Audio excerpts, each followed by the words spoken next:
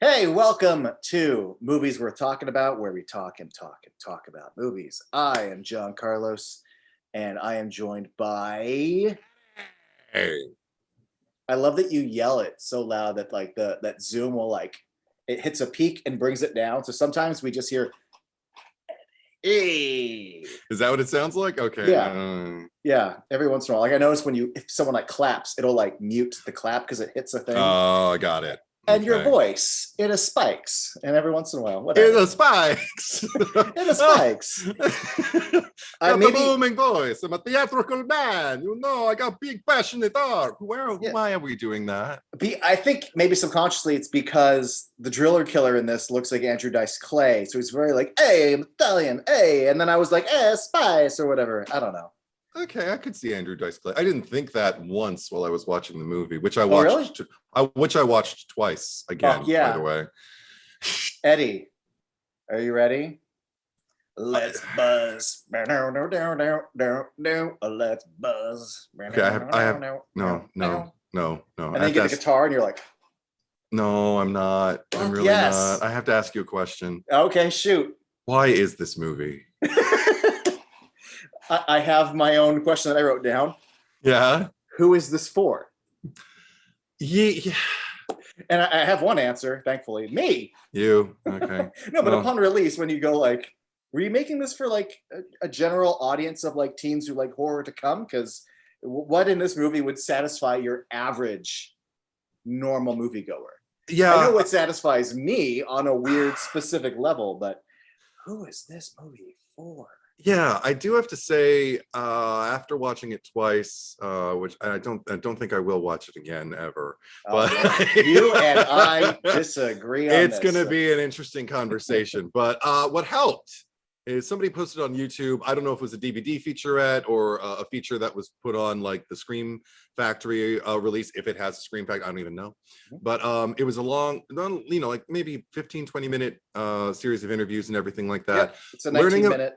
Yeah, they ripped it. It's the Scream Factory bonus feature. Okay, cool. Learning about the background helped me a lot, as it usually does. The second I get to actually hear the filmmakers and the creative team and everybody, talking about auditions and what it was like being on set and how well they got along and everything like that, I'm filled with a general sense of goodwill toward the project as a result, if I wasn't already. And in this case, okay, I have to tell you why I had to watch it twice. Because the first time I fucking fell asleep. I fell asleep around the point where I even wrote it down. Oh, when I'm just going to call her Red, but she's Sheila. Yeah, played Sheila. From Friday the 13th Part 5. Yes, Juliette Cummins. And from Psycho 3, because she played Red in that. Yes. And that's who she'll always be to me. So, because I really love her in that. But, okay. So Red gets the water, I don't even remember, all over her. She's like, I'm all wet, and she's right, the champagne, she takes her shirt off. Somewhere in there I fell asleep because they were all bouncing around and there were feathers and the guys were watching again, and I was just like, and I just bailed. I didn't choose to, I just fell asleep. I woke back up to Sally's face exploding in the bathroom. And I was like, how much fucking time has gone by? Something told me, don't check the time signature. It's better if you don't know how much time has passed. Watch the rest of the movie. And I did. And by the end of it, I was like, okay, I definitely have to watch this again from the beginning because it'll help me remember it more, even though in theory, it would have, but I don't know. Why is this movie? And then I got to the point where I fell asleep and I watched everything I missed. And then I watched everything that followed. It still didn't make any sense to me, but it did create some theories and some questions that I think will create a really, really interesting discussion. But I think the movie, I don't know if it was made with an intent for audiences outside of people craving a sequel for the first movie, because it was made intentionally as a sequel. I mean, the names of the characters. And even that was barely. I think they wanted to call it Don't Look Back. Yeah, but also Don't Look Back, and then the subtitle was Slumber Party Massacre II. But I think they even mentioned that thing when they were trying to get product placement. They're like, it's called Don't Look Back. They didn't call it Slumber Party Massacre II. No. Yeah. And everybody who worked on it preferred the title Don't Look Back, which I think is adorable. But the first note that I took though was just Crystal Bernard when all I saw was her name, because I'm a fan. I loved her. I remember Wings, but even prior to that, because I'm old, I remember when she was on fucking Happy Days, and when she was on one of my favorite, because she was really young on Happy Days, but I remember one of my favorite appearances that I watched was a sitcom called It's a Living. It was all about waitresses in like this high-rise restaurant on top of building thing, and they had to wear these fancy things, and she was the southern one, and just like on Wings, right? Just like on Wings, she was the southern idealistic kind of like prudent, like, dad, I don't want to do anything that would make my daddy ashamed kind of girl, like really doubling down on the accent in that one especially. And I grew when I was like in grade school, I watched this, and it's on Tubi, or it was the first 3 seasons or something, and it's really, I don't know, I watched it again recently, it made me cry. So she's really, really good. Loved her forever. So I was really happy to see her in this. I got excited about that, and then I saw the Dream Man, Matt, and I was just kind of like, oh, I'm excited about this. Like, look at this, we got some man body, And did you look up who he is? Who is he? He's Rob Lowe's brother. Oh, okay, the Lowe, hence the Lowe. Yeah. Okay, well, attractive family, good for them. All of a sudden, it all makes sense. Everything seems to line up where it needs to be. Even though, you know what I appreciate about this guy's face as opposed to Rob's? Rob's very, very pretty. I like the general, like, there's just an edge of goofiness to Matt's face, Patrick Lowe. I don't know, because when he smiles, like they got in a real zoom up close up, and he smiled, and I just kind of saw like, oh, his little front teeth kind of stick out a little bit, and I don't know, it just kind of brings out his gentle imperfections that make him only more endearing to me. So I appreciated his presence. But the title card came up, and I was like, what the fuck? Okay, what because it's a mix of clips from the first movie, yes, but also foreshadowed clips from this movie, and then a scream freeze title card. And then I was stunned when I found out who the fuck Crystal Bernard was playing. And I was just kind of like, okay, that's an interesting path to go. And then I was really sad because I found out our girl Valerie is, that didn't make me happy. I was happy seeing Jennifer Rhodes, Veronica Sawyer's mom from Heathers, playing Crystal Bernard's mom in this. She was also in, do I have it at the ready? Yes. Night of the Demons 2? Yes, as the nun, the kung fu fighting kind of ninja nun. There is a good horror pedigree of actors. Oh, yes. Because we have 2 Friday the 13th alums. We got Night Red. of the Demons 2 alum. Yeah. And so and also, I mean, enough kind of like allusions between like the 2 cops are named like, what is it, like Officer Kruger and Officer Voorhees. Her last name is Bates. Crystal Bernard's character, Courtney Bates, all of a sudden. Sally Burns. Yeah, for Sally Hardesty and Marilyn Burns. Yep. Got that. But okay. So saw Deborah Brock wrote and directed this thing, and I was again encouraged, excited. I was like, written and directed by a woman. But still produced by Roger Corman, so make sure we see them titties. Right. Yeah. And but we'll have fun with it. Like when she's covered in feathers and her friend says she looks like a chicken. You know what girls do? They mash their boobs and go bok bok bok bok. And she even said, I couldn't tell if she said chicken, but she said fake chicken or baked chicken. I don't know which. I think she said you look like a chicken. No, there's an adjective in there. It sounded like fake or baked, and I don't know which one it was. Maybe it was neither. Maybe. But it's foreshadowing, Eddie, to the chicken in the fridge. Is that why it's there? Okay. What is your history? What is your history with this movie? Yeah, I don't have a big deep one, Eddie. It's just a few years ago. I watched it. I think it was shortly after I watched part 1. So within the last, I don't know, five years or so. Yeah.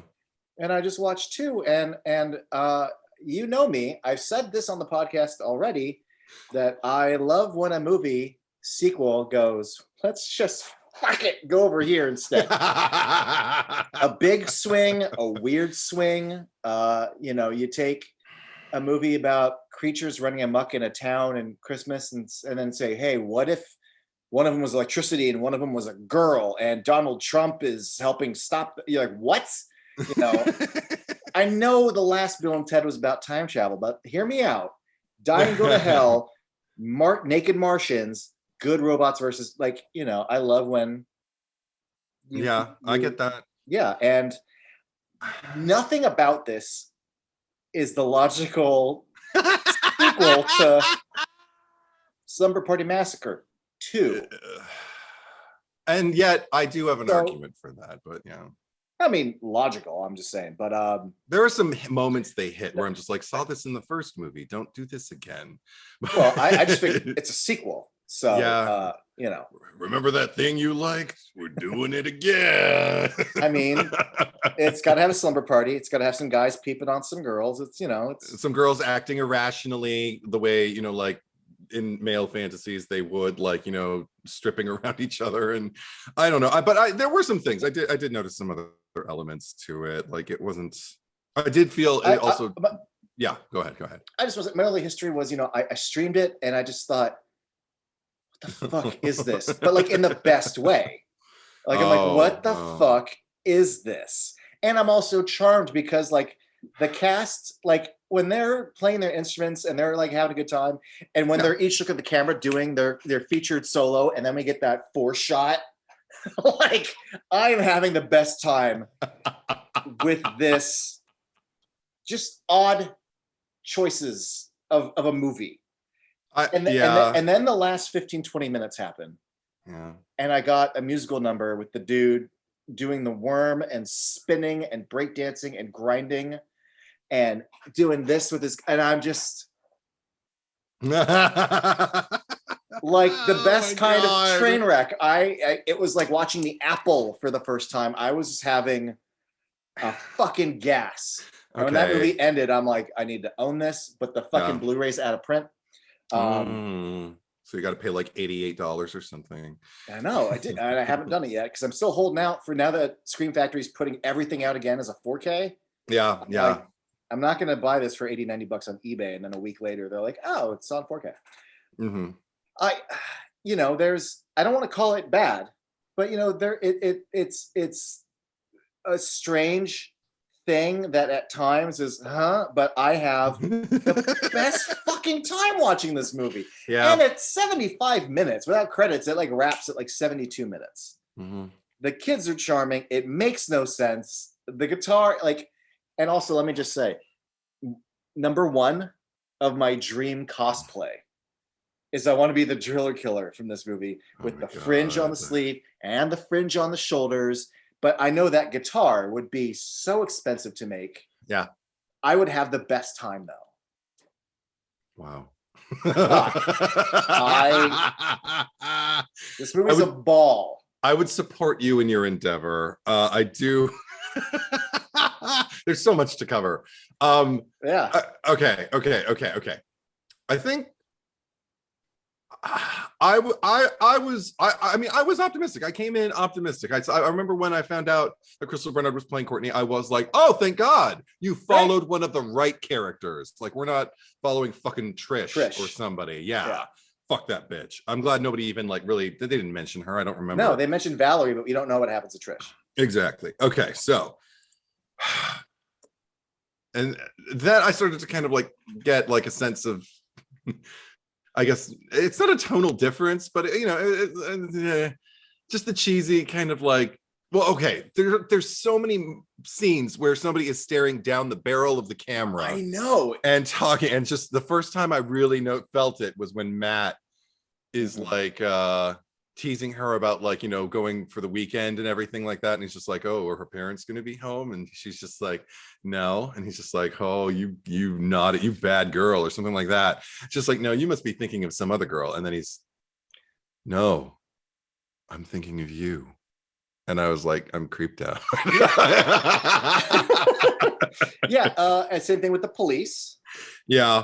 It happens quite a bit in the movie. It happens a lot. And I was just kind of like, all right, that's a choice. I wonder, is it supposed to make me uncomfortable? I kept wondering about like Deborah Brock's intent with a lot of the choices she made, because where it lands, I think we are supposed to be kind of unsettled and uneasy. And also for it to feel like a dream, because essentially the whole movie is revealed, spoilers everybody, to kind of be, if not a dream, like some kind of like morbid fantasy. Or is it? Ooh. Whoa! Because it doesn't lay a good track for either is not fully, it's kind of a mess. To me there's like three ways of looking at it, and there isn't enough evidence to support any of the three perfectly. So one of the things that made me sad, the first things that made me sad, was seeing the kind of like quick clips of the driller killer, who I did not yet know was the driller killer. I was wondering, why is a rock star gonna kill everybody? Like, who is this? Right. Who is this guy? Because I thought he was dead. So I thought, oh, there'll be another one. Who's this guy, and is he a rock star? And so when are we going to get to the backstory about like who he is and everything like that? And then it's found out, well, we didn't find out anything. We just kind of thought, and there he is. Yeah, essentially. Oof. I mean, he's Courtney, but then, or is he not? Because, well, not Courtney, but he's Courtney's trauma / resistance to her own sexual urges, and but then he's real. Yeah. And if he's real, then why is he killing everyone? But then if I keep, I'm just going to stop myself, because the sentence will just keep spiraling out into a bunch of nonsense. Well, I mean, because the movie is a bunch of nonsense. It is. But going back to your thing about the point of view, yeah. The only thing that I noticed was a lot of horror movies, if there's any POV shots, it's usually from the killer's point of view, right? Right. It's always, through Mike Myers' mask or Jason picking up something. Sure. I'm not saying she's the killer, but by giving the POV shots to our heroine, it firmly plants the movie in like, this is our POV character. Okay. That makes sense too, I guess. You in her shoes. Like, it's her trauma, it's her dreams, But I just going to anchor it to her. I think I was willing to have fun with this movie, but the thing was also so much of the screen time early on is inclusive of these flashbacks or speculatory fantasies about Valerie being victimized and trying to deliver a message to Courtney. Right. Amidst Courtney has one emotional outburst after another. Crystal Bernard had to cry so much in this movie and doubt herself, and I wasn't having fun with it because she's really, really good. She was really legit crying. So I can't point and laugh at her because I feel bad for her that nobody, and also the whole gaslighting thing, I wondered for a long time. Oh, all her friends constantly being like, what? Yeah, is she being gaslit? And is she being gaslit by all of them, or is she being gaslit by like one or two, and the rest of them are legitimately just kind of like you said, like, what? I mean, they so easily dismiss the fact over and over again. She is losing her mind at that party. Oh, Eddie, she's just hungover. Oh, and at one point she's like, yeah, I just, I'm tired, I'm hungover. I can't. It's irresponsible as a friend. I mean, every once in a while, I'm not going to defend it, but you know how like we look at things with logic and go, what the fuck? And then you have to remind yourself, oh, they're a teenager. Like, she's in high school. She probably doesn't even know what a hangover is supposed to feel like. So I'm doing some work here, but no one ever once suspects, like, she's really having a rough time. Like, she keeps getting emotional and hallucinating. Maybe somebody has had enough drinking experience to know, no, you don't have the DTs, hon. You didn't drink enough. Maybe we should go home. Maybe we should get her to a hospital. Maybe Eddie, nobody ever has that conversation. That's the real world. Yeah, that's You're true. applying too much real world. No. I understand from like dream logic and everything like that. I was just on another pod talking about Hellraiser and making the argument in favor of just kind of like, no, it's an urban contemporary fairy tale and it's got dream logic to it. It's got, you can't reason it out. You can't analyze the blood out of it and like say this is, like not logical. And I still have the eternal conversation about us when I talk to people about you and me. Well, yeah. No, about Jordan Peele's Us. No, about because some people like see the holes in the logic and everything like that. And again, I'm just kind of like, no, this is a folk tale. This is, this is you're not supposed to like reason it out and go like, well, that doesn't make logical sense because A, B, and C. It's like, well, then just ride the wave, fucker. It's about symbolism. And Yes. so with this, I'm grateful I watched it the second time because that's when symbolically some things started to kind of like push themselves forward, and I started to feel like there were statements being made from the director's point of view that made it more palatable, made it easier to sit through. Not easy, but easier. So I'm not trying to suggest dream logic here. I was just kind of joking about how like you're applying too much real world logic to this movie because I agree with you. When it comes to something like Us, there's always been, at least throughout my life, certain, I don't want to apply rules or greater rules to movie viewing. And every time I think I had one, then something else will break that rule. But there has been one rule that as I got older, somewhere in my 30s, I just realized the one defining thing that I could say every time is that tone matters. The director's intention and tone. And some people refuse to go on the journey with the tone, and that's their fault. But if a movie is supposed to be a fable and you're not jumping on the fable vibe, too bad. But now you're playing logic in an area where you're not supposed to. Yeah. Or not even fable. I've always, like, one of the things I've always talked about was like The Dark Knight. Parts of it don't fucking make a lick of sense, but the way that movies, the sound design, the editing carries you, so you don't even catch that until way fucking later because it's not the kind of movie you're supposed to be watching. And I don't know, with this, I'm not saying, oh, Eddie, there's a stylistic choice. I'm just saying, like, it's a dumb fucking 80s movie. And right. That's not how hangovers work. I'll never forget. I remember seeing Road Trip, like opening weekend. And at one point, I think I forget his name, but the guy who looks like Jon Stewart is getting high. And he looks at the dog, and the dog's like, hey, why don't you feed me? I got the fucking munchies or something. And this dude in the theater just yells out, "We don't make you see that." It's a comedy, bro. Like, yeah. Don't apply such real world logic. It could be laced with something else. You don't know. Right? Anyway. So yes, she is essentially being gaslit. But her trauma in the movie prevented you from having fun with it. It did not prevent me from going on this ride. But yes, she is completely committed in this performance. She is. I took some, because like I'm always fascinated in a good way when, no matter what kind of movie, especially in these kind of movies, when actors 100% find the truth of the moment in maybe a movie that doesn't deserve the truth of a moment, But when she kisses Rob Lowe's brother, and her eyes are open for a second. Yes, Matt. And then she allows herself, and like she closes her eyes, and she's like in this fucking kiss, and I'm like, that's what it feels like for a teenager to be like kissing like the one that they've been pining for, like. Yeah. And then when she's like saying goodbye to him, she pulls him in for one more kiss, and then she like touches her chest for a second, and I'm like, holy shit, this could be cheesy, and you are 100% like, Matt, my day, like. Yeah, she's so good, and there's a million times where and they're mostly like little lovey things. Yeah, like she's on the phone with them, and she's like, "I just can't wait to see you." And then she like, I know, and she does the embarrassed. I just said that. Yeah. Oh, it's so.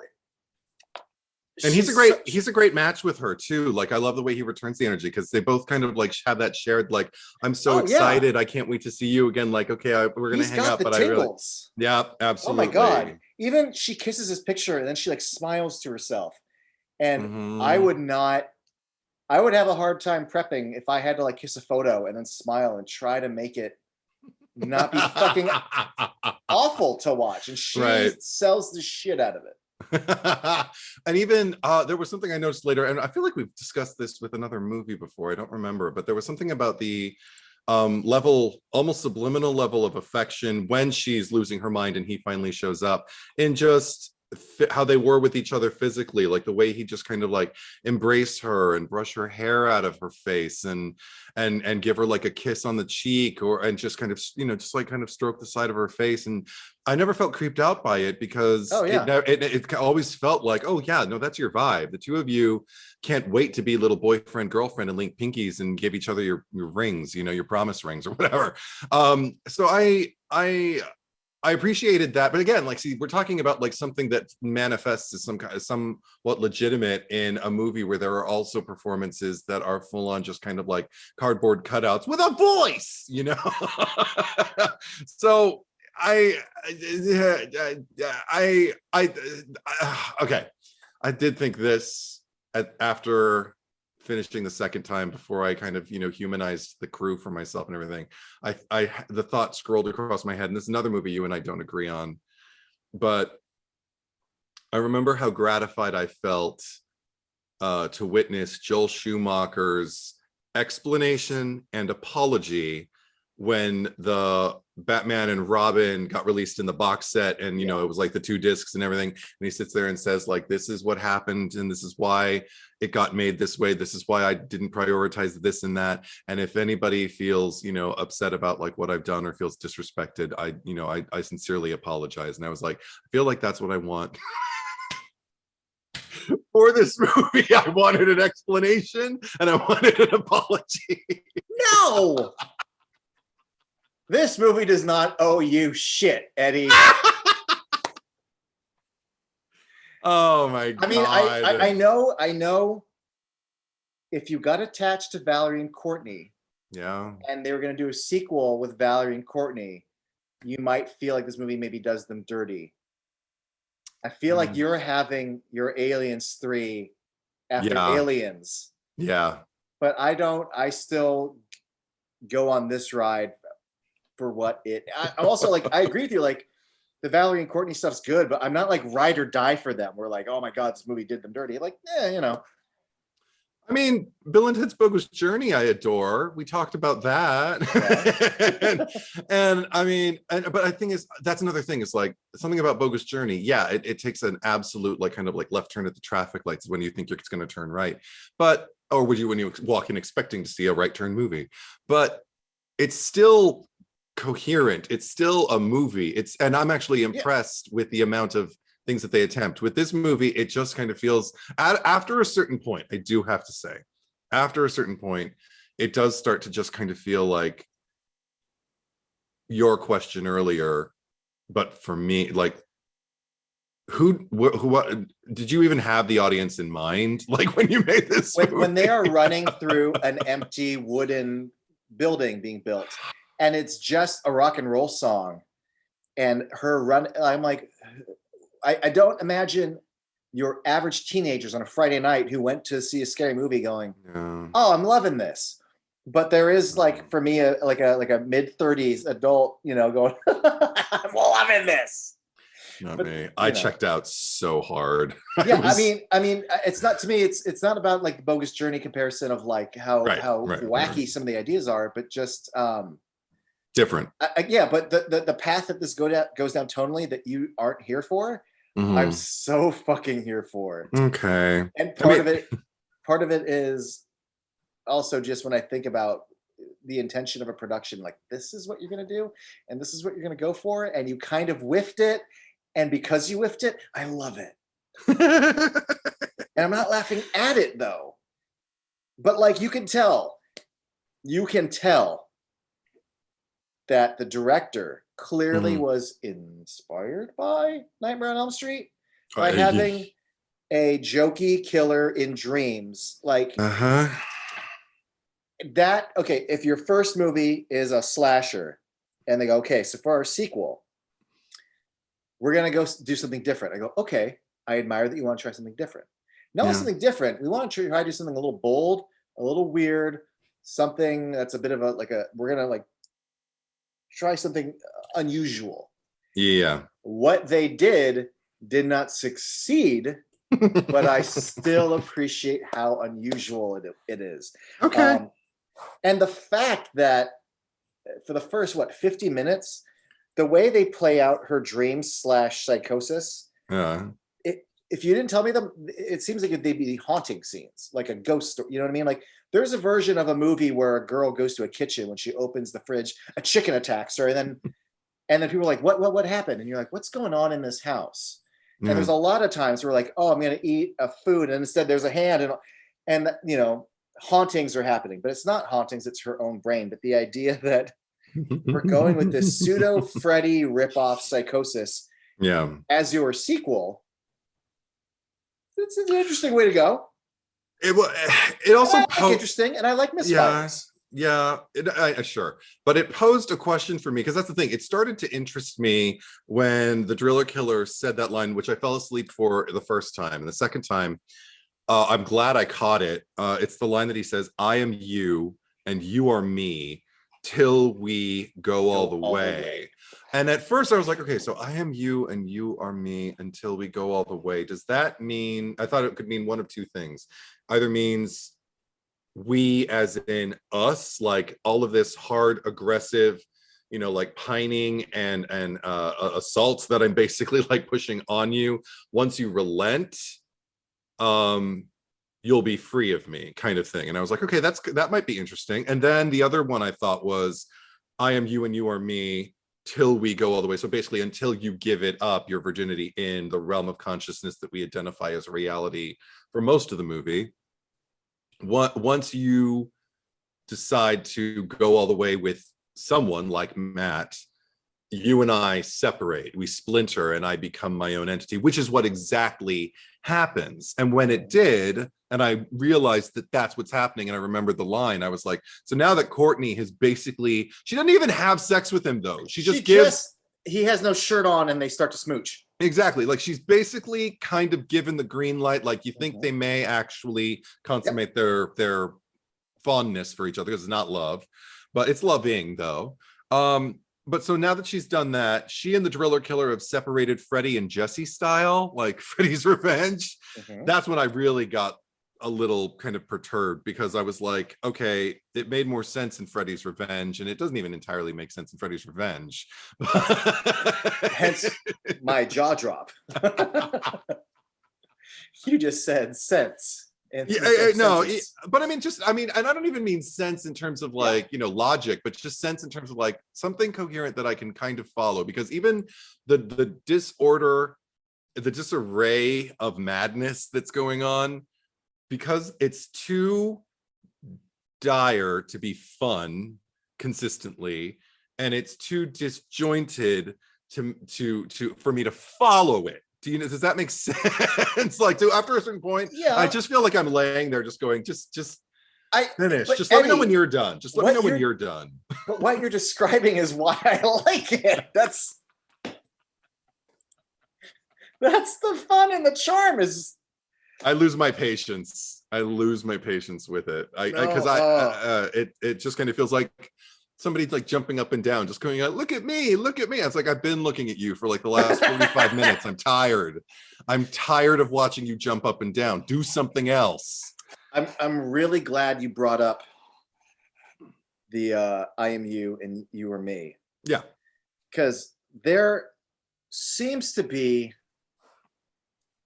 an idea of a theme, maybe.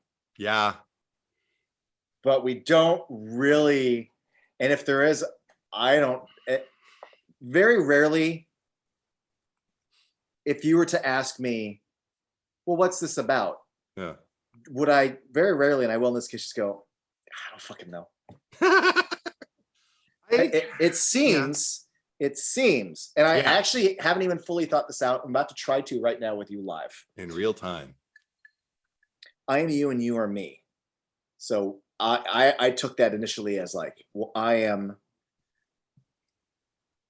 you. Yeah. You used to read Playgirls and were so obsessed about meeting these boys and going to the house with boys at it and with your makeup, and after this night of trauma, this night where, do you feel like you're punished maybe for wanting to be older and boys? But here we are all these years later. So he's a manifestation in her head of her either guilt or sexual repression or fear. Again, the first movie. Yeah. the first movie between the phallus of the drill killer, yes, and the fact that the leering camera plus the leering boys plus the leering killer, that whole movie is the female fear of the sex. If this movie is also literally every time she has a dream or vision, it's when she is thinking about Matt or thinking about just desiring any, that's when he appears. So if this is, if he's a part of her and is some form of repression or guilt or id, and I don't go away, we are the same until we go all the way. Well, I'm trying to see, how does that tie into the visions of Valerie saying, don't go all the way? Because it'll set him free. Right. I never considered that. Like, I always thought it would make him go away. And instead, he doesn't go away. No. He shows up in their world, and and then everybody can see him. And that's when then also, if he's a part of her, what if he's not a part of her? Because he says, I've had Valerie. Now I just want to make love to you. And I don't like that either. Right. Then I'm like, well, is he not her sexual fear? Because if he's had Valerie, but Valerie's dead. See, none of this, I would love to sit down with the director and be like, what the writer mean? What the fuck did any of this mean? Because the big takeaway for me is the end of the movie. Because it has 3 endings, basically. Yeah. We think the driller killer's dead, and then I just call her Annie Hall. But, you know.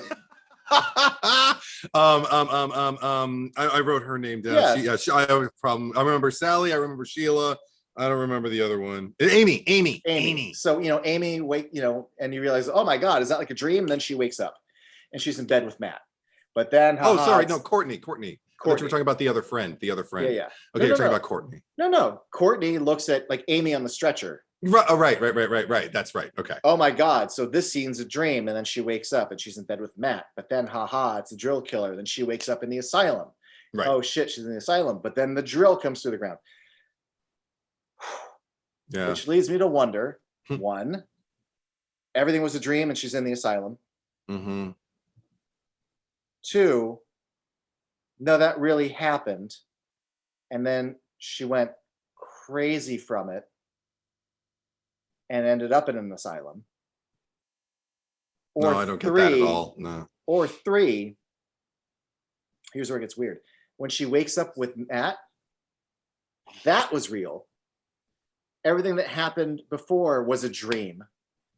And now she has a new dream with the drill killer about her being in an asylum, which makes me wonder if I'm you and you are me until we go all the way, she wakes up in bed with Matt.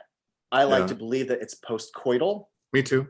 So she has anxiety and this big dream about giving it all up, but she does give it up. And she wakes up in his arms, but she's still going to have dreams about the drill killer. Maybe over time it might fade away, but like, the fact of the matter is, this might be the beginning of them. There's a lot of work. It's a bunch of horse shit. I know. The greater, if I try to think about it, nothing lines up. I could honestly just say, I don't fucking know. Yeah, I mean, it's interesting because to hear you discuss it in that sense, it's making me think maybe the whole thing is just an unconscious fantasy that she has about losing her virginity because maybe Valerie lost her virginity not, long before the movie takes place or whatever. And maybe it ended really badly for her, And then like maybe the guy didn't stick around, maybe she was, or maybe it wasn't the guy and maybe it was a girl, and then the parents like whatever it is, maybe losing your virginity became got put on equal ground for Courtney with some kind of inexorable loss, some kind of undeniable failure or sense of something dying, that you can't save. And maybe that's what her anxiety is about. And then when the driller killer comes up in the asylum, if that's a new dream, and because I kind of like the idea of her laying there with him, but now that she's given it up, there's a new anxiety. Yes. That would be, but see, the thing is, I like that in theory. It doesn't make me like the movie anymore because I really don't need the movie for any of that. Yeah. There's enough lines said between Dream Valerie and the Driller Killer that makes you go, huh? And you try to piece together something the movie's trying to say about Courtney. Yeah. But it's like through a fog, and I can't get to it on the other side. Yeah. And I have to wonder, like, well, how much is really there and how much was just maybe an idea of maybe a potential theme written with 2 sentences. And there was also an exchange between Courtney and Matt that, again, had me wondering, even at that point, and this is late in the movie, when I think it's right before they unlock everything and she's just trying to like make sense of it. And before she gives the green light and he manifests and kills Matt. They're talking about, he's like, I know you went through, the first movie essentially, and I know that must have been really, really rough for you. So I think you're just having a hard time. But, the killer's dead. She's like, yeah, he's dead, isn't he? And he's just like, yeah, they're dead. And something about him switching up the pronouns that way, in that era, it just made me think like, wait a minute, do you know something? Again, the lighting thing. I kept thinking it was going to lead to something like, we're going to find out something about Matt we didn't know, or like Matt, is Matt gonna be kind of like Roman of Scream 3, like in I was the mastermind behind the whole thing. I just wondered because it seemed like an odd exchange for her to say, yeah, he's dead, and he was like, yeah, they're dead, and I'm like, why? I don't know. Let me tell you about my uncle who was in an asylum. His name was Russ Thorne. Exactly. And your slut mother, is the reason. Yeah. But and you didn't know, but he could play guitar so good. He was going to be in a band, Yes. That's it. Yeah. Go ahead. No, because it also had me wondering at some point, like, does Courtney have some kind of supernatural ability that's like newly found, or maybe that we never discussed in the first movie, to manifest corporeal versions of her nightmares or something like that? Oh, is that how she brought him out? Well, I was thinking she had her own supernatural power. I'm gonna quote another movie here. Uh-oh. Cassandra is one of the great tragic visionaries of literature. Oh no. She saw it coming. The wars, the murder, the madness. She knew she was cursed. It was her fate. Like, she has dreams of things that are going to happen. Yeah, the pigeon and everything. Yeah. Everything. And all her friends getting murdered and the driller killer dancing in the living room. Like, yeah.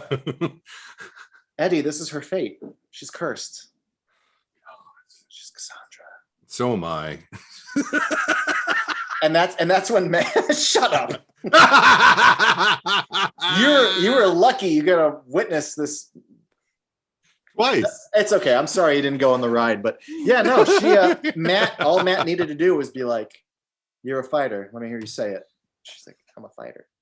I don't believe you. I don't believe you. Yes. He should have turned British for like just one moment. I don't believe you. The other thing that I can't help wondering is that and I think it's not a hard leap, that if the driller killer is something that her subconscious created. Yeah. I get why he's got the drill. Yeah. Why is she's in a band, but why the fuck is he Andrew Dice Clay with the dance moves?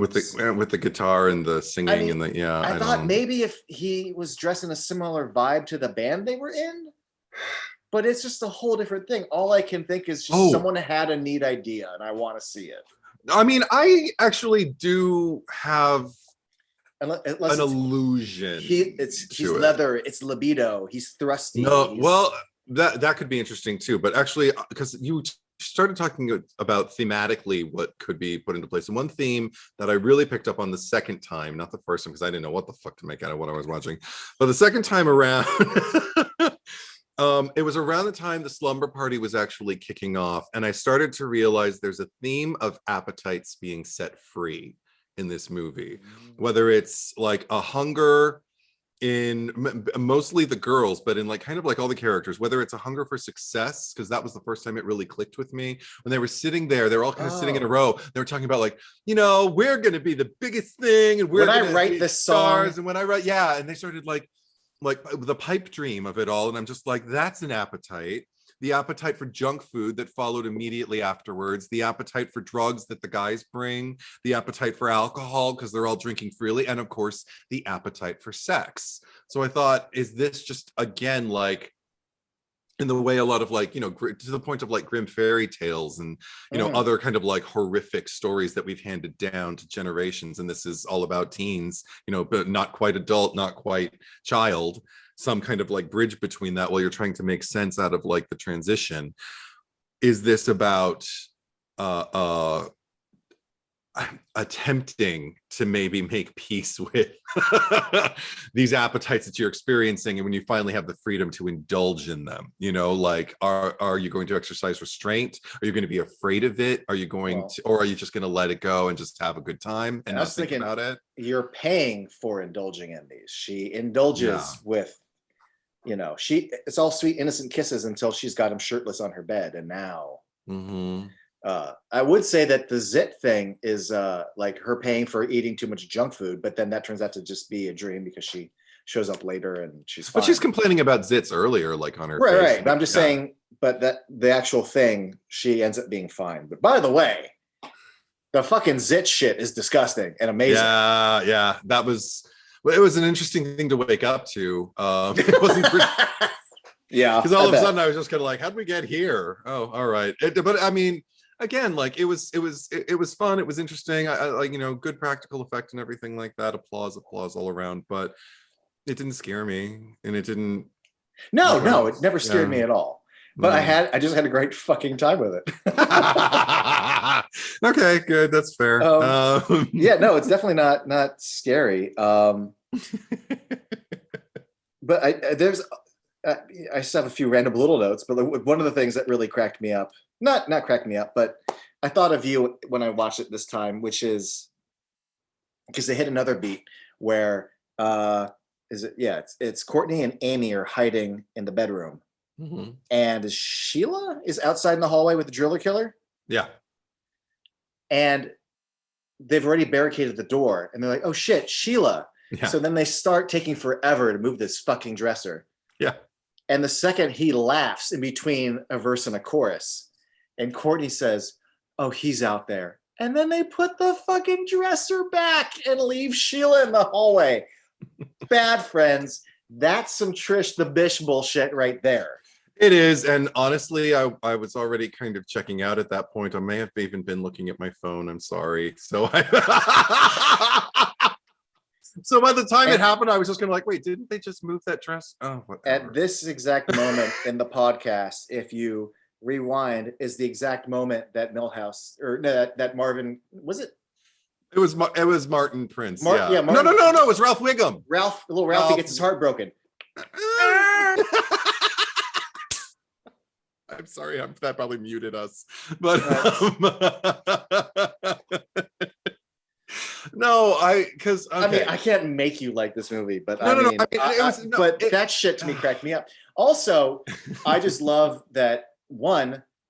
He takes for fucking ever to get down that hallway. I did not. That was repetitive as fuck, and it tried my fucking patience. Wow. That's why I checked out, because I was like, can something please happen? No, some consequence.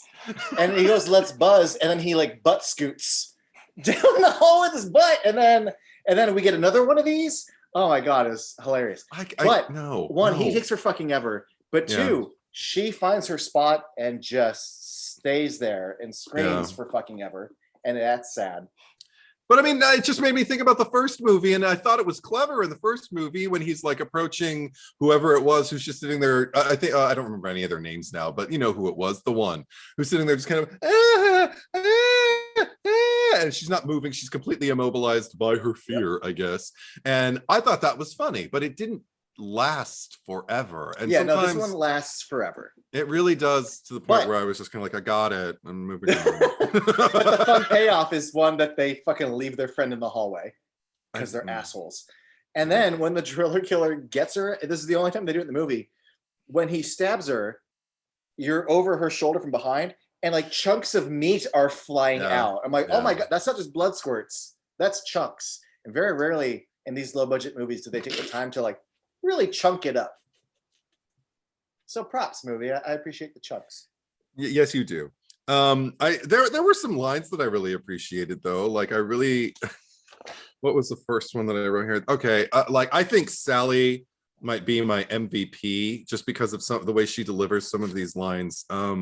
She's the one who, when they're all sitting in the garage after Courtney invites Matt to the weekend, Sally's the one who sits there and goes, oh man, I know what Courtney's getting for her birthday, a boyfriend. Like very Oprah. I thought it was it's my birthday. And so that was funny. And then Sally later, isn't she the one who's reading that book that she got from her brother, The Hot, Wet, and Wild? Yes.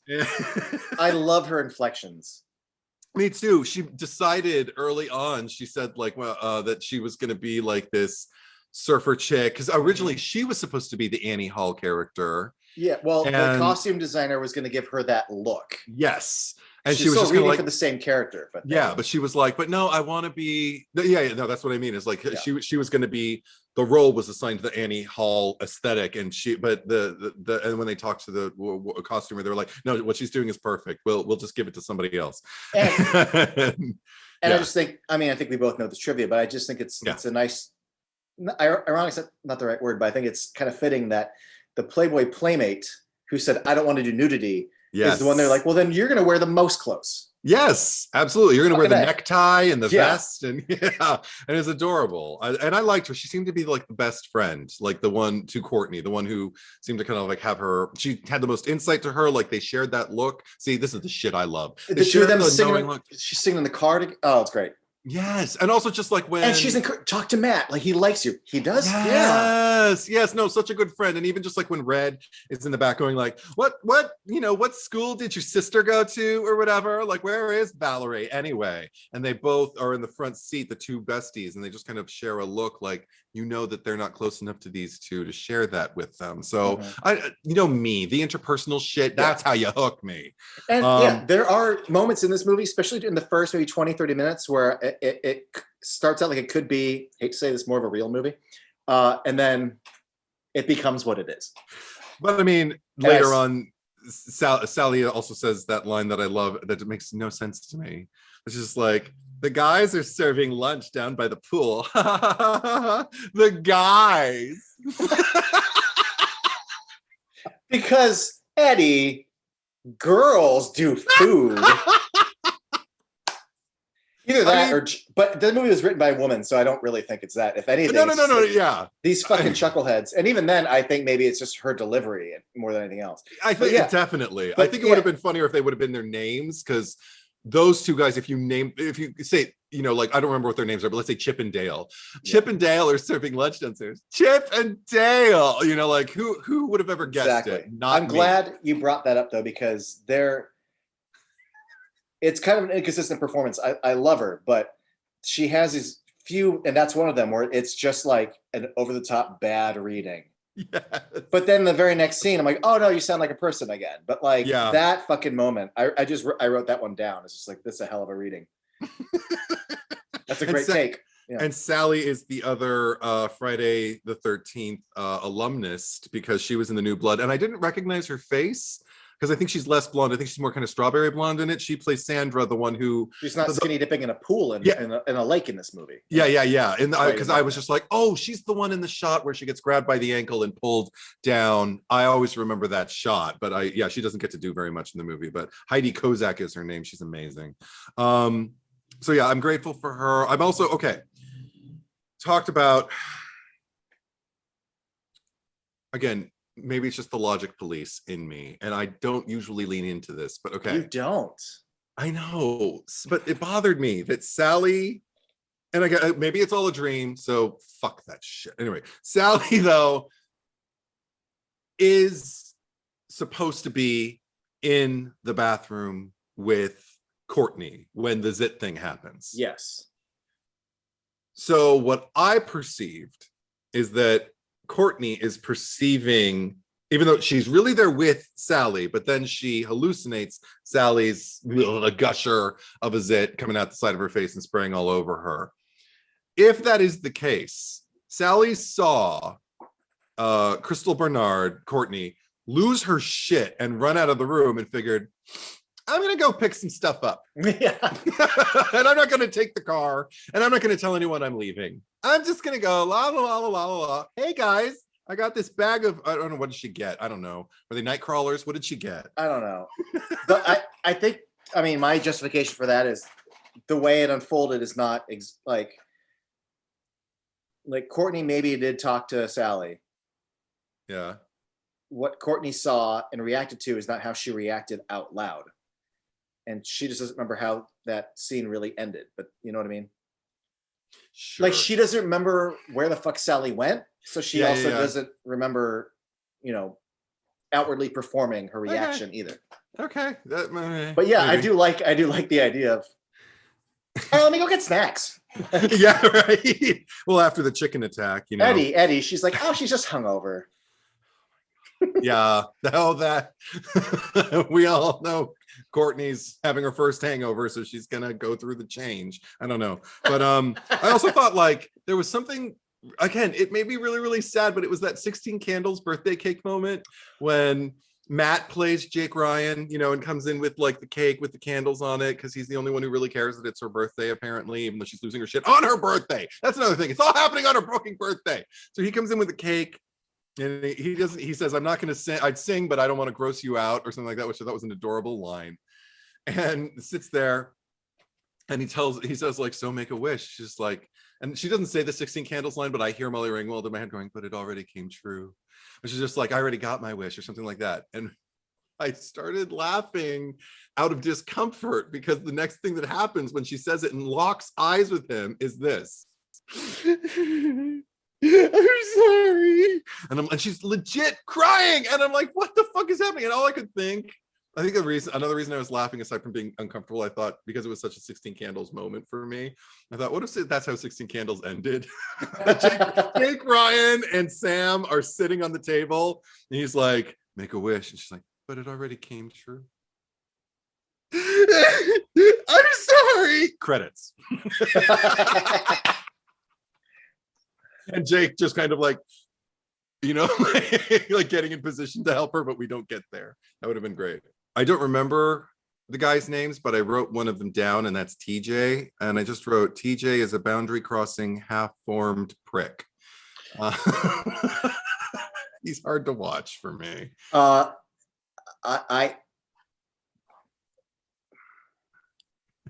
speaking of, I don't know how much is him, you know, but I don't like to be too negative, but anytime that character was on screen, yes, I just wanted to claw my fucking eyes and ears out. I cannot stand anything about that character. Yeah. He's the worst. He is the worst. Sheila can do so much better. Oh my God. What? Every dumb fucking thing that he thinks is so funny that comes out of his mouth, if I had a pussy, it would dry up. Unless he's got like the magic cock in bed, which there's no allusion to.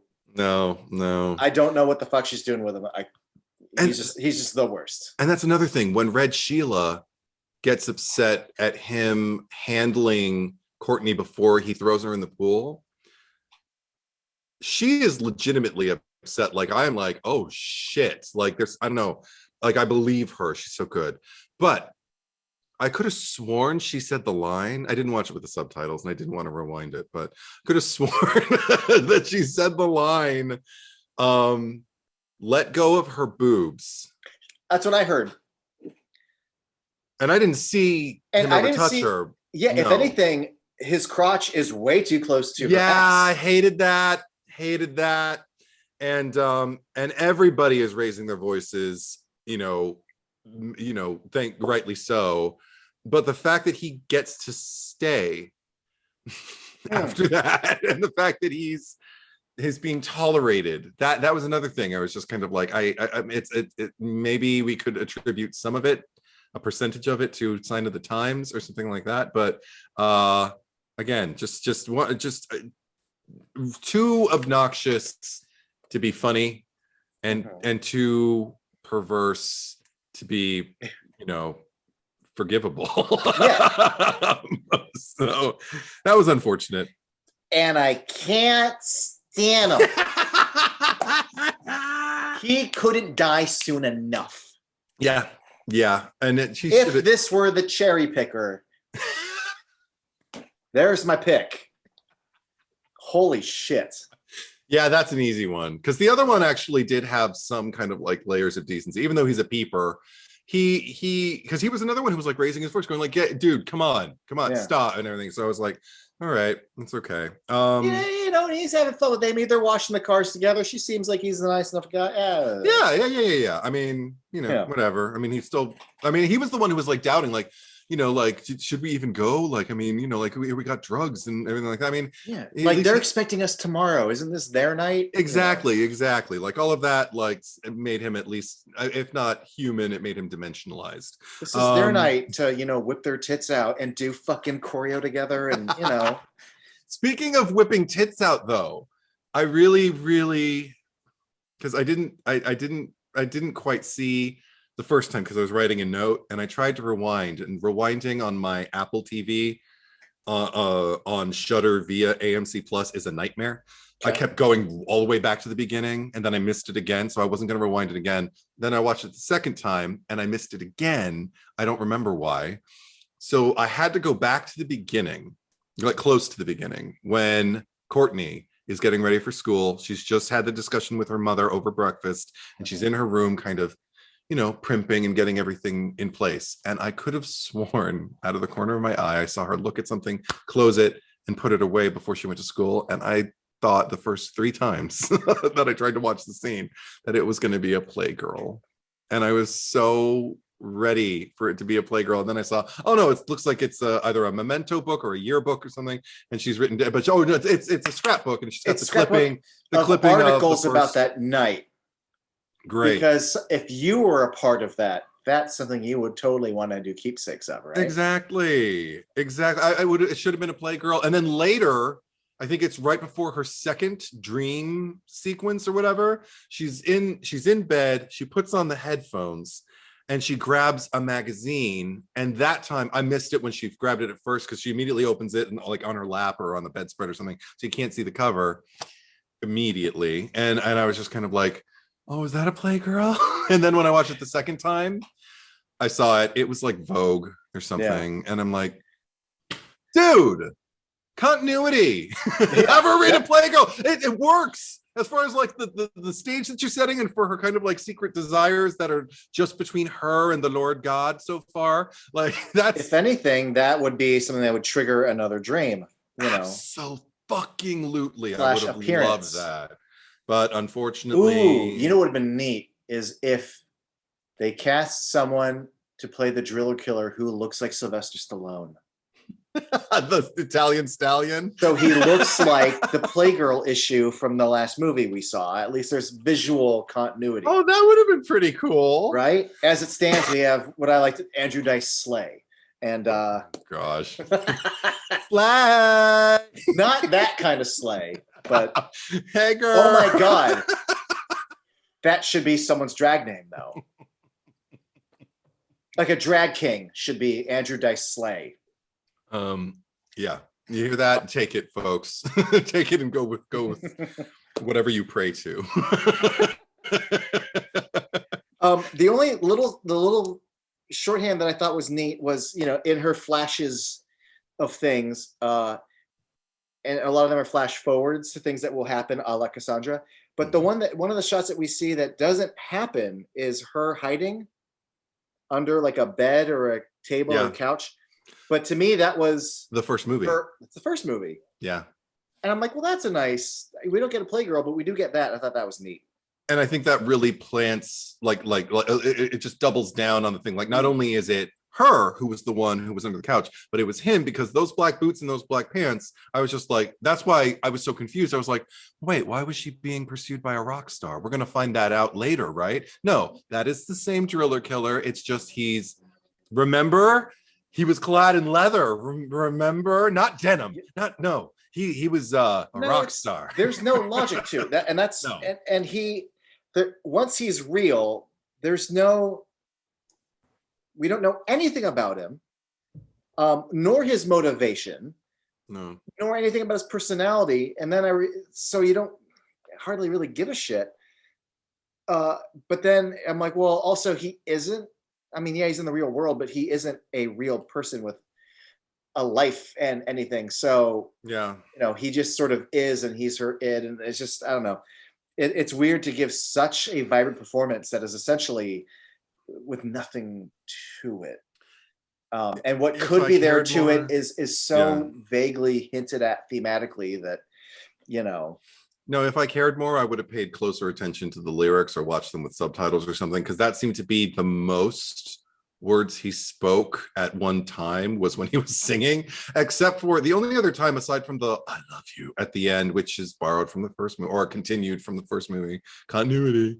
The only other thing I remember is when he's killed kind of everybody. She's the last one standing and he's in the background and she's in the foreground. Just turns and looks at him and he just says something akin to she stole my heart, so she had to die. I mean, he said it was rhyming or something, but it was like, she stole my heart and said goodbye, so of course she had to die, something like that. And I like the performance he's giving while he's saying it. He seems to know why he's saying it. Yeah, he is a confident performer, and I just don't know. Let me in, please. Absolutely. Like I'm just like, what? I would, because I agree with you. Like, I wish that line made some kind of sense, but it doesn't. And if I try to make sense of it, my brain's just going to snap in half. So I don't. Yeah. Either the DVD or the Blu-ray also had a director's commentary, and more so than that 19-minute featurette. I would love to hear, as long as it's not just production stories.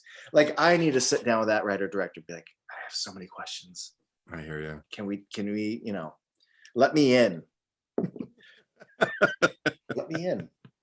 Yeah. Also, that ending, that scene you're referencing, one of the weirder things is, when the two of them are, well, when Courtney and Amy are running from him, and like the singing kind of stops and then just picks up again, and it's just like a full song playing as the score, and it's an odd choice. And I remember just thinking, if this is attempting, because horror doesn't have to be scary, it just needs to be like macabre or something, but like, sure, yeah, if this is, I don't know, like that really hit me. Like, who is this for? Is this trying to be like, this is 50s rockabilly type?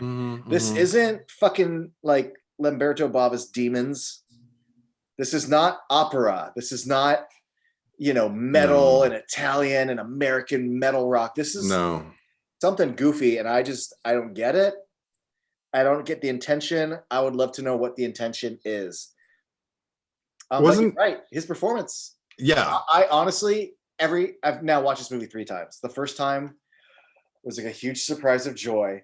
And now every time I watch it, I just can't wait to see him dance in the living room and fucking leap around and do the worm. Oh my God. Then it's fucking just a hoot. One thing I did appreciate amid all the madness in that third act is, I think it's when Sheila and TJ are running toward that house. Oh yeah. And it seems like they're blasting the score. like an actual atmospheric score, but they're blasting it inside the house. Maybe they're supposed to be watching a movie akin to the first movie with the bang bang bang bang bang, I'm not really banging on the door thing. And I even love the way like he gets wounded and she kind of has to grab him by the ass and carry him a little bit. Oh, I didn't notice that part, but that was kind of funny. Because she kind of had her arms around his waist, but she didn't have a firm grasp on him. So I think she had to kind of cup his ass a little bit and carry him like that. Poor thing. There's some blocking notes, Yeah. I only really have one note left that I want to close with. So what, you got anything else to say? Yeah, I just have a few fun, okay, here's an example, something that I just appreciated. Courtney's mom, Mrs. Bates. Yeah. Maybe it's just because I've seen so many movies where the kids are going through something and the shitty adults don't fucking listen. Yeah. But it was a breath of fresh air to Mrs. Bates to be, hey, are you all right? And then like she's like, yeah, I'm fine. Like she would keep pressing, like, no, tell me, like, do we need to schedule you an appointment for this therapist? Like, and please take Right. I'm like, wow, a caring parent. If this was happening like at your guys' houses, like she's the one you need to talk to. You know, like I need more of these parents in horror movies. Granted, then we probably wouldn't have as much horror, but still, it was nice to see a parent who cares. Parent who cares. Yeah, I like her. I find it nice that Courtney was such a fucking brat in the first movie, but she did not grow up to be a brat.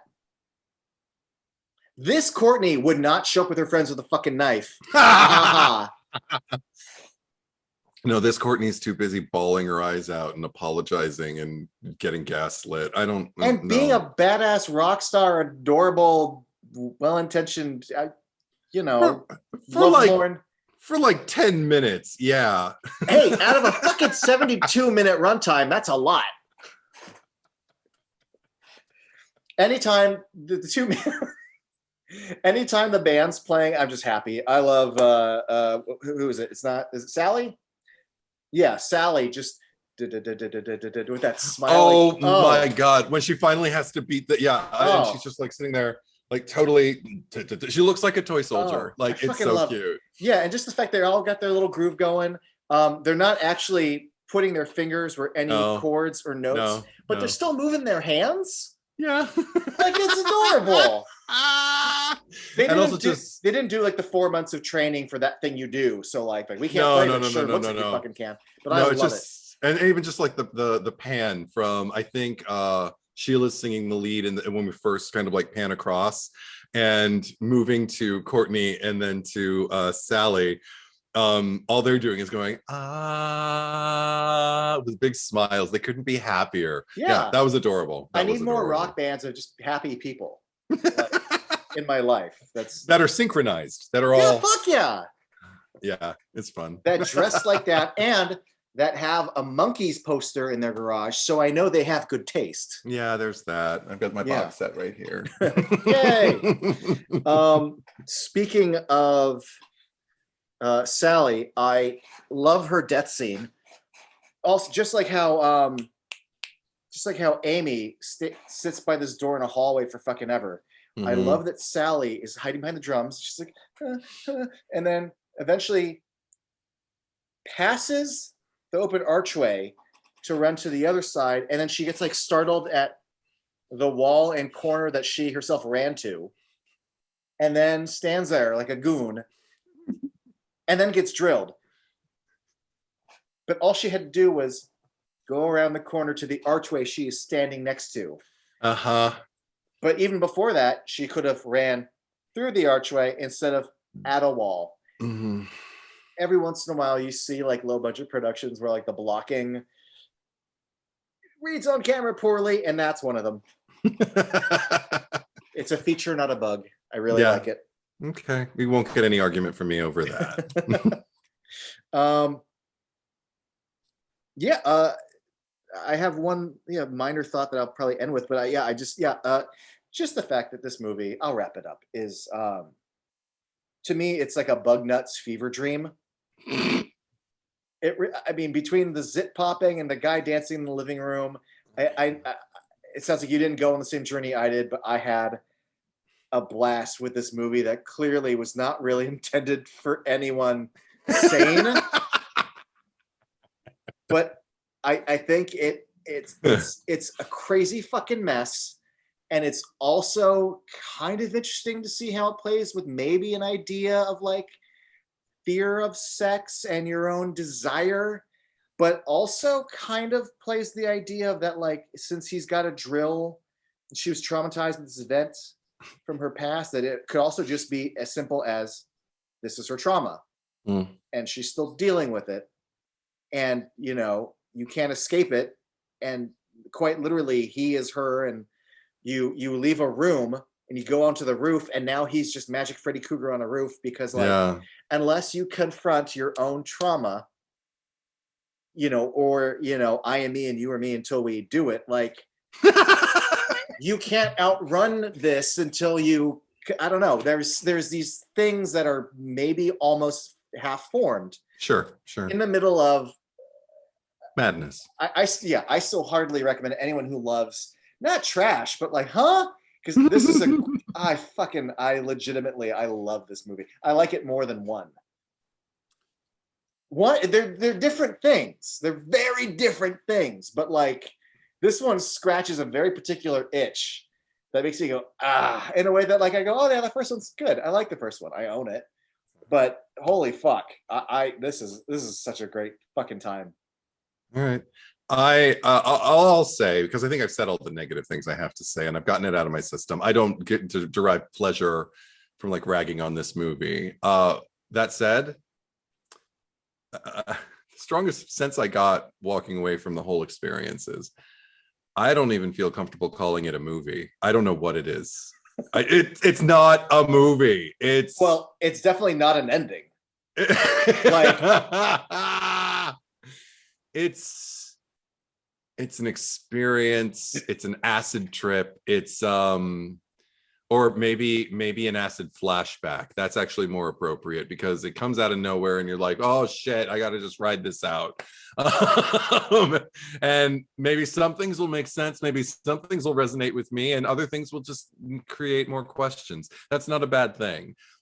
Somebody told me in my DMs on Instagram when they knew we were doing the next one, they used the term fever dream to describe it. And I was like, no more. I don't need to know any more going in. That's lovely. I love a good fever dream. I love a good fever dream. Just one more little negative comment in there, and yeah, I'll find another word for it than movie, but it is not a movie to me. I agree with you. It's an experience. Yes. It's a happening. It's an occurrence. It's a cloud. It's a brain fog. Yeah, I agree with you. Except your tone is it's an experience. And my tone is it's an experience. Okay, it's like a brain fog. Like the killer does a musical number in their living room, and his fucking guitar has like a drill on it, and like, oh my god. Andrew Dice Slay, you got to see this. And I'm like, and the drill has a fucking guitar on it. That's how. That's my. Sounds awesome. It's my dream cosplay. One day, Eddie. One day. I would love to see that. And actually, you know what? Maybe I lied. If this were playing at the Frida and you invited me, I'd go with you because I think I'd have fun with you alongside me. Because even if I can't laugh at certain things that happen on screen, I'll just look at you and go, look at the good time this guy's having. Look at this guy. I'm flashing back. I think it was Conan where like I think Jeff Goldblum was the first guest and Colin Farrell back in his like bad boy heyday was like the second guest, and he was like, and I think he was drunk because he was like, hey, fucking this, fucking this, hey mate, hey fucking fuck, and Jeff Goldblum was like, listen to him. These cuss words, like he's, oh look at this fellow. You'd be the Jeff Goldblum, I'd be the Colin Farrell. Yes. Look at him, he's fucking dancing with his leather fringe. I like that. God, you'd be so happy after that movie too, and it would be, and it'd be brief. It'd be like an hour and 15 minutes. I could, it's like a '90s Disney movie, like Aladdin. I think is like an hour 15 minutes. Yeah. But that's the only way that I'm revisiting the movie. The not movie. You, me, the Frida, probably some booze involved. Come on. Oh, I'll have a drink before. I'll carry a flask in with me as well. Maybe that was the thing. I was sober watching it, and that me was too. I just enjoy the finer things in life, Eddie, and you know. So do I.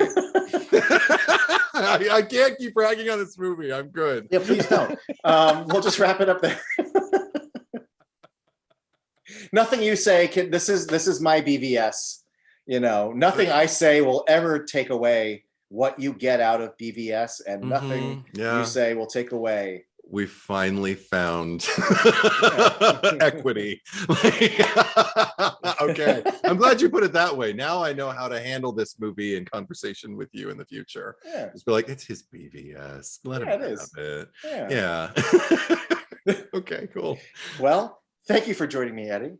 Yeah, fun. Even if you didn't love it, it was still. I'm so glad you got something to talk about. And, Yeah, totally. yeah. Yeah. We'll be back at some point. Hopefully this month. It's October, so that's nice now. So we'll be back with something. Bye.